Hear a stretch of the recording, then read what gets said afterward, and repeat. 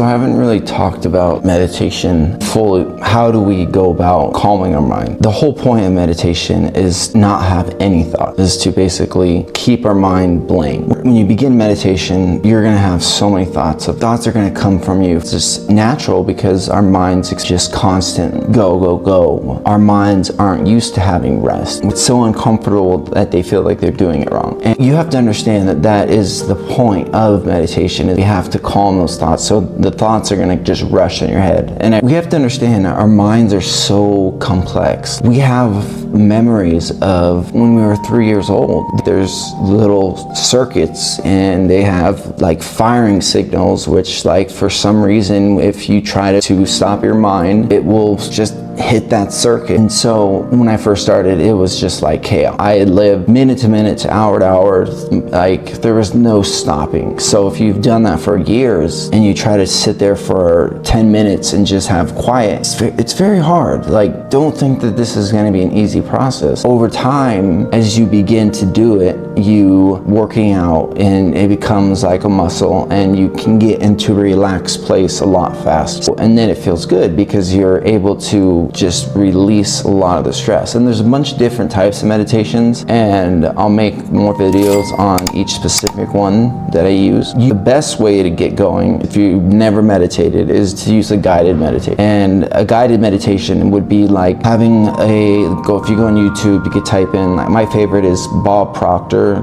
guided meditations. And Bob Proctor was he's passed away recently, and he was huge on manifestations and a big guy on Think and Grow Rich by Napoleonhill. If you've ever read that book, it's a great book just to get started on how our minds can manifest things into our life. Guides you through the meditation on first calming the mind, so breathing in slowly and then taking attention to your breath. Inhale, exhale, and it's like, trust me, even through the guided meditation, you could be like trying to focus on your breath, and you'll start thinking about what you need to do later and what you need to do, what you need to eat later, or what happened yesterday, or what some stress that's on your mind. Over those meditations are much faster and better because our minds get used to being calm, and then it doesn't become chaos. So like, this is just you're in the beginning phase. It's just like when you're really out of shape and you go to the gym for your first time. It's gonna be really hard. Like, imagine you've never worked out and then you're trying to run a mile. Why would anyone want to do that? If you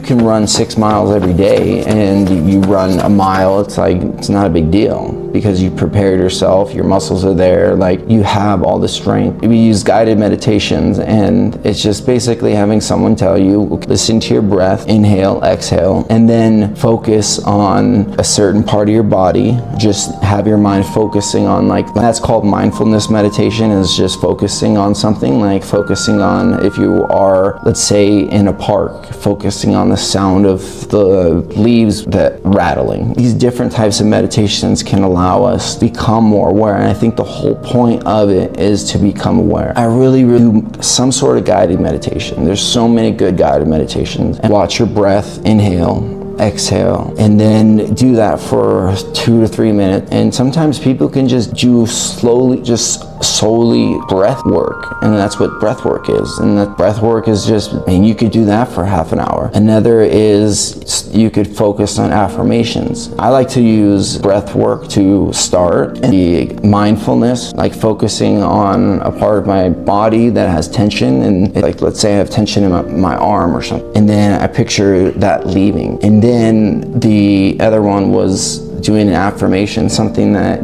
let's say you are overweight and you're like, I want to have a I am in shape, I have a six-pack, I feel healthy, I feel I can run 6 miles, I could do 200 pounds bench press. At first, of course, we're trying to get the subconscious to believe these affirmations. What you have to understand is that just because it hasn't came into fruition yet doesn't mean that it happens. When I would do affirmations and I would do breath work and I would do another meditation which I talk about called storytelling, those things ended up coming to fruition. I think what it is our conception of reality is that it's linear. I think that things just haven't came into play yet. I think they have happened for us and they are manifested. We just haven't allowed them, and that is the law of allowance. So we haven't allowed them to come into our life. I think you have to use all these different methods. It's like you wouldn't sit there and just run 6 miles a day, because you're going to neglect muscle mass. So you're going to neglect like your arm strength, your chest strength, your abdominal strength, right? You want to work all different parts of your brain. We want to work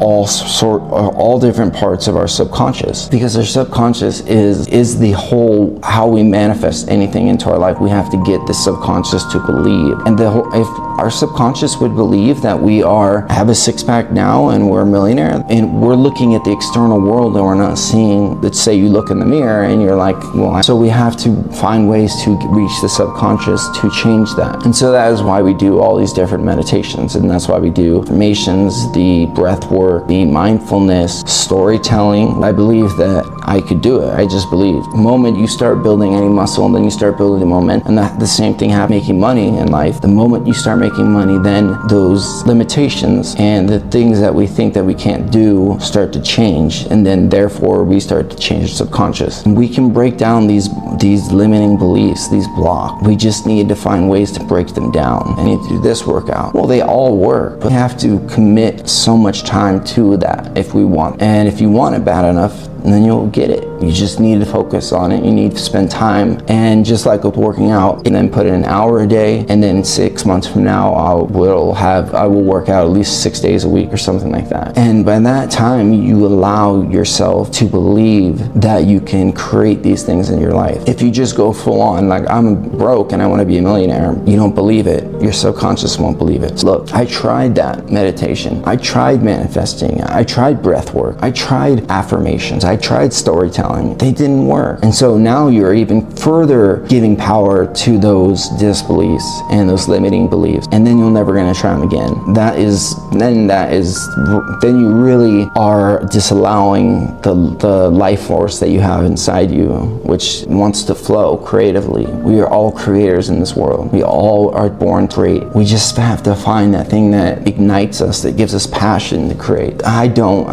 We don't, the world, the creative beings don't want you to put yourself in a position where you put in work and then give up and then despise the fact of meditation doesn't work, because it does. It's just that you have to have patience. And we've been kind of misinformed that we get things now and we deserve things now, and it's like waiting for us right now. And maybe I think the best things come from patience. The wisdom that we get from learning is only going to come from making mistakes and overcoming these obstacles. We need these things in our life to grow into better humans, to grow into better beings. Start with a guided meditation. I'm telling you, the guided meditations are the best way to just get going. And he will guide you on breath work, he will guide you on affirmations, and then he will guide you on some storytelling. And it's, I think, 21 minutes long. But I'm telling you, it goes by. Like, there's times when, this is what I use the Bob Proctor meditation to get 100,000 in Amazon a month, and to get the car of my dreams. This is the guided meditation I would do morning and evening, and the 20 minutes goes by really, really fast. And then I realized